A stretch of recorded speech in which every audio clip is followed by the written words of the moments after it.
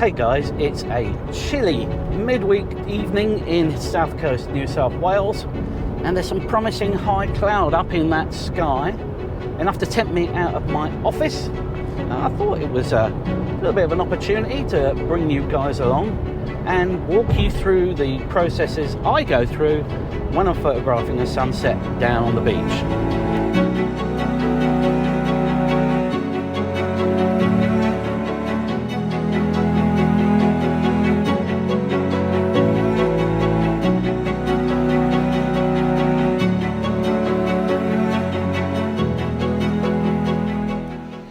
The first rule of photographing a sunset or sunrise is, of course, to get there with plenty of time to spare, so you're not rushing around, getting all panicky, stressing about it.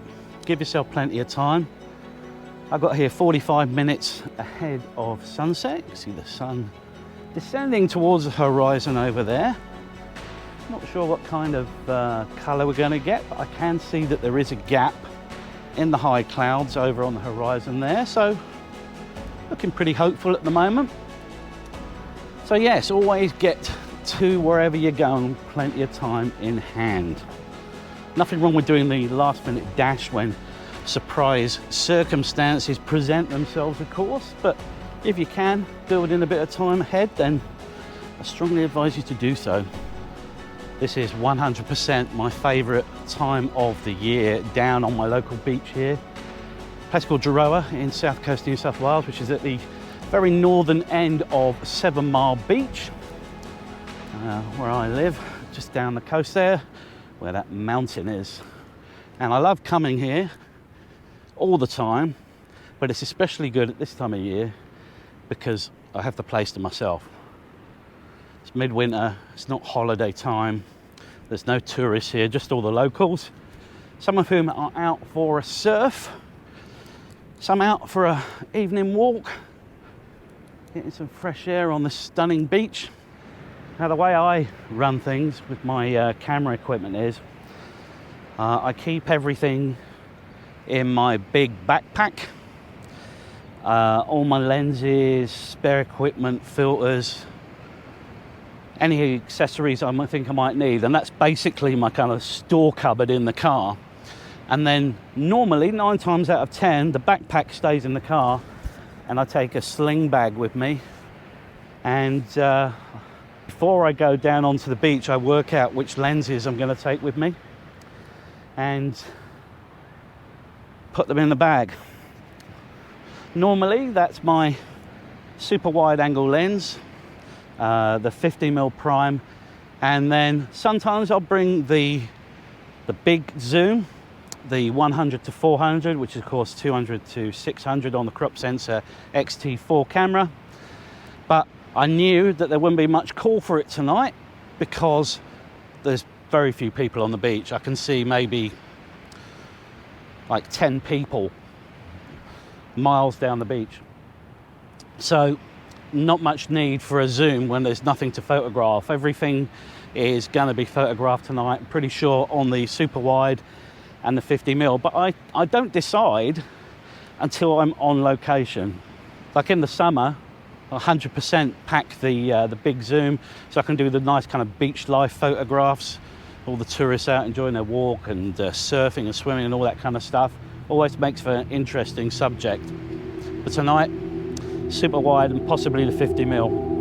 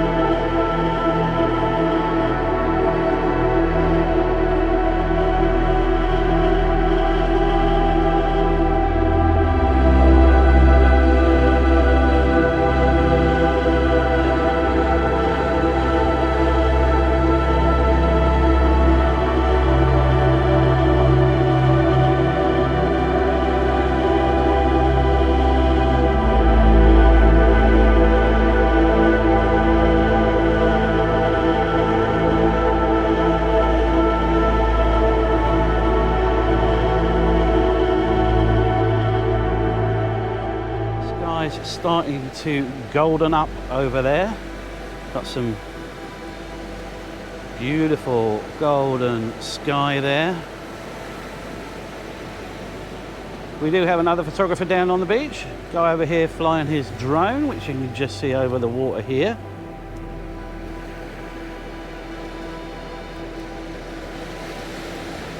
Strictly speaking, not legal to fly here today. The restricted airspace is operating. So as soon as I get down on the beach, the next thing I do is start identifying what I'm likely to photograph. And I've visited this location so many times that I don't have to give it a great deal of thought, I must admit. And your options basically here boil down to the dunes, the water's edge, the bird life that's on the shore here on the beach, the people on the beach, and that's about it, apart from any kind of nice shells or what have you that you find. But it's always good to have a little checklist in your head to just sort of put yourself straight on what it is that you fancy photographing during that particular session. That sky's continuing to colour up. I've just taken a shot for the can, just to get one in the can, just shooting down the beach. Nothing too flash, just getting my eye in, making sure that the camera's working correctly. And this sky's looking promising. I can see some pinks and magentas if you look over my shoulder there. So we may be in for a little splash of colour. Well, the beach is of course always changing, it's always something different. And I'm always looking for cool stuff to photograph. So the secret with the super wide lens is of course to get something very close up in the foreground. So we've got these submerged tree branches here which look absolutely epic. So I'm focusing on this one here at f8. I'm shooting bracketed, got the stabilization on of course. Flip the old screen out so I can line up the shot, get a nice composition. You know, and space on an SD card is free, so experiment with it. Try different things, don't just think, oh, I wonder, just take the shot. Don't cost you anything. And then of course, move on. Don't get stuck on one particular location. So, I'll put the cap on for a second and we'll walk down the beach just here where I can see there's some shorebirds. There's the shorebirds, silver gulls. And there's a submerged, semi-submerged tree branch there which caught my eye. So just coming down. Trying to stay wide. Oh, we've got a oyster catcher there as well. Odd one out. Yeah, give them a bit of a wide berth so they don't spook easy. Quite often, inspiration will strike you once you see something you want to photograph and you have an idea. I was just down here photographing this branch here. As you can see, you've got epic reflections. The sun was just shining very brightly, and what I did was I came around to this angle, lined up the sun in the middle there and shot through the branch. It might be a nice shot, I reckon. I'll put it up on screen for you now.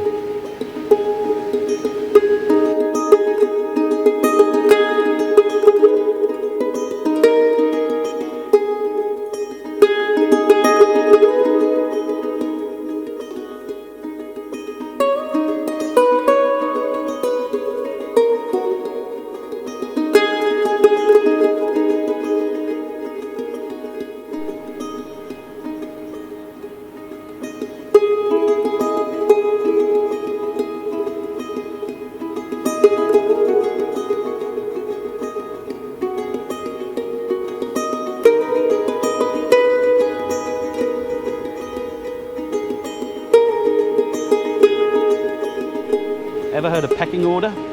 That's so funny. The oyster catcher over on the right here just had a right old go at one of the gulls. It was severely outnumbered.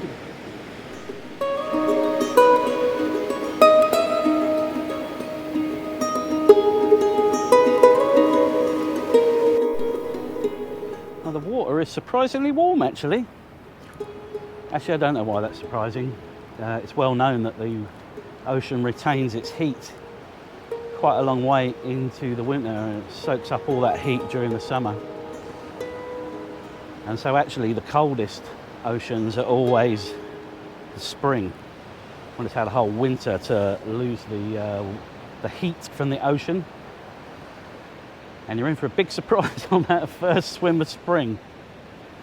Anyway, we're getting some nice pinks here on the reverse. It looks like we are going to get some very nice colour tonight. Some beautiful high-level clouds dotted about.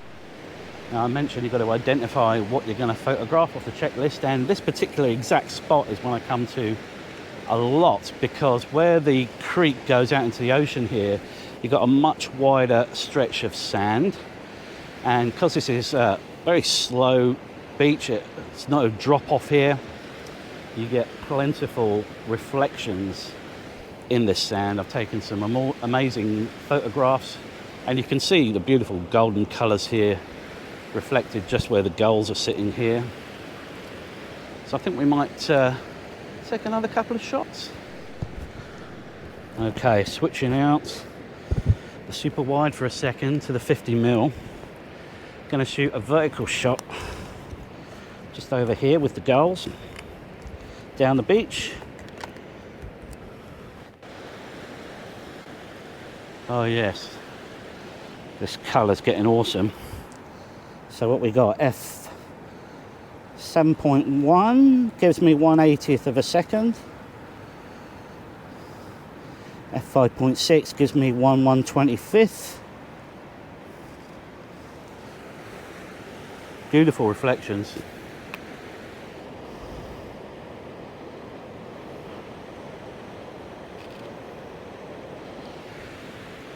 Birds always congregate here of an evening. Might even be joined by a pelican if we're lucky.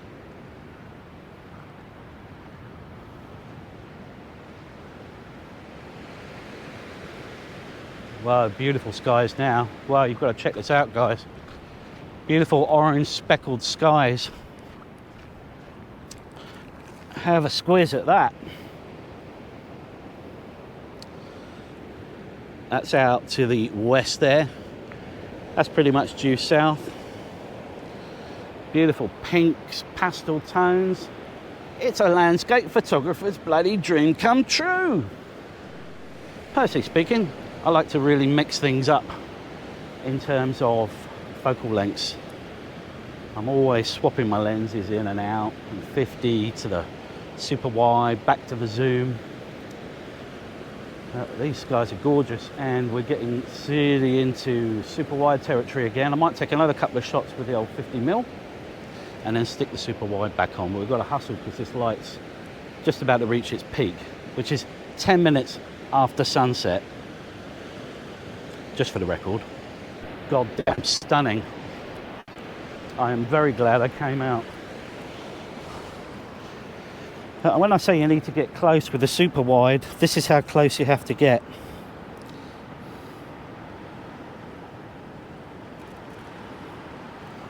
That's beautiful, man. Holy shit.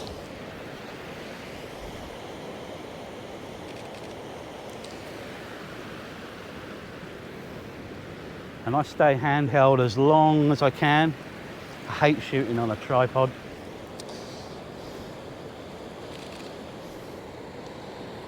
I just got the shot of the day, I think. So, still with the super wide, breaking all the rules here. Nothing in the foreground but the birds, real tiny, bottom centre of the frame. But I know that's going to be a sweet shot. Might try and inch a little bit closer.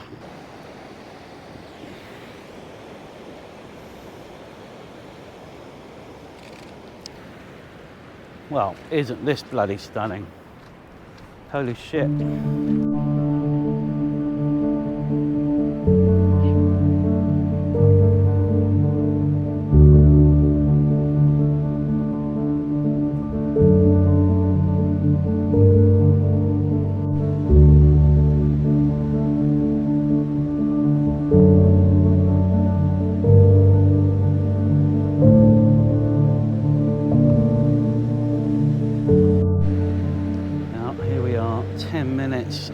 sunset. Actually, I think it's 15 minutes.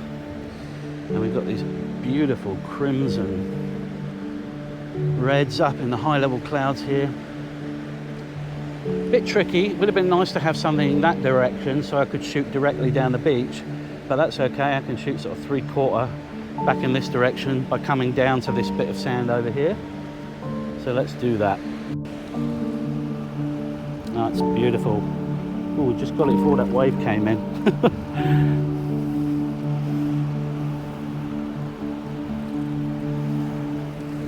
A little bit of a set coming in. Have to wait for this to pass so that we get the reflections back in the water. Come on, here we go. Water's receding. Birds are all going to sleep. Gently, gently creep up on them.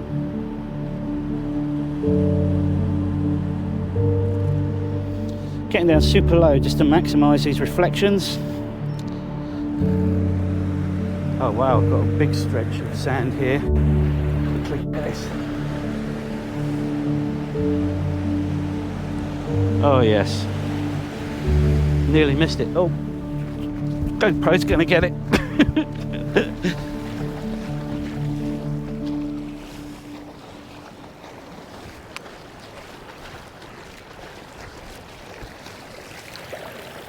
Woo! That was close.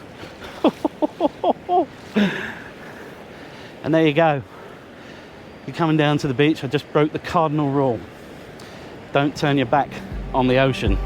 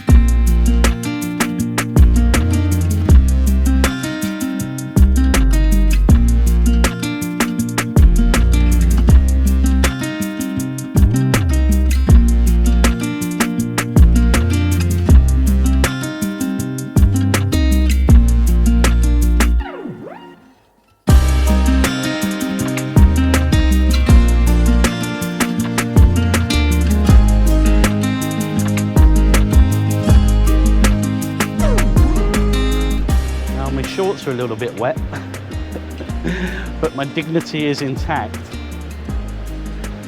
So we're going to lose the colour fairly soon. The colour's now receding over here into these very dark crimson reds.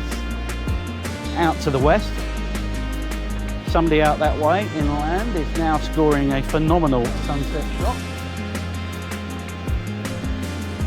So I think we've probably only got about another 5 minutes, 10 minutes maximum before it's packing up time.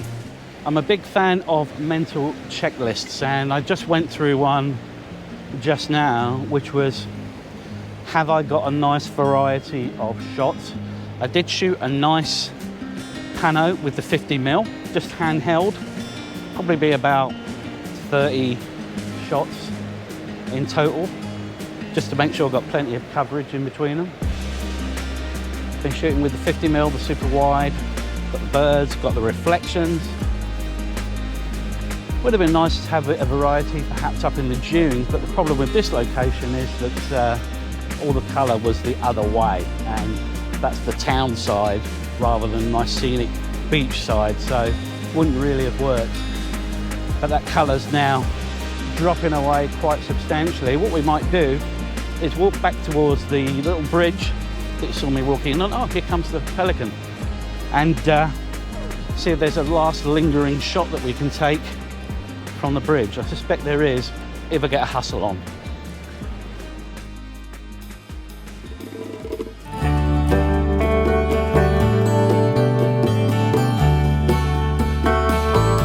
And that right there is why you're not allowed to fly drones in this location at this time of the day, on this day of the week. Military aircraft operating in this area. Colour's nearly gone. Pro tip, if you want to catch the colour, don't stop to shoot stupid B-roll of you walking off into the distance.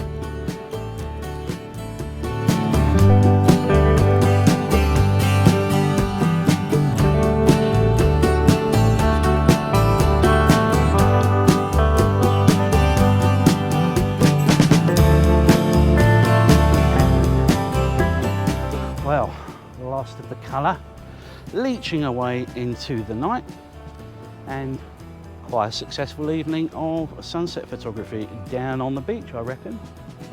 So the other rule of landscape photography down at the beach is, of course, don't pack up too soon. Sometimes if you're sticking around for the colour, there'll be a resurgence of it and the colour will come back. So don't be too hasty to make your excuses and leave. It's now about half an hour after sunset. There's just a few kind of lingering golden traces in that sky, so nothing really keeping me.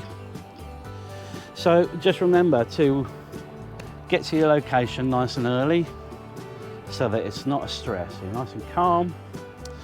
Get all your stuff together, decide what equipment you're going to take down. If, like me, you transfer all your stuff out of a backpack into a sling or something similar.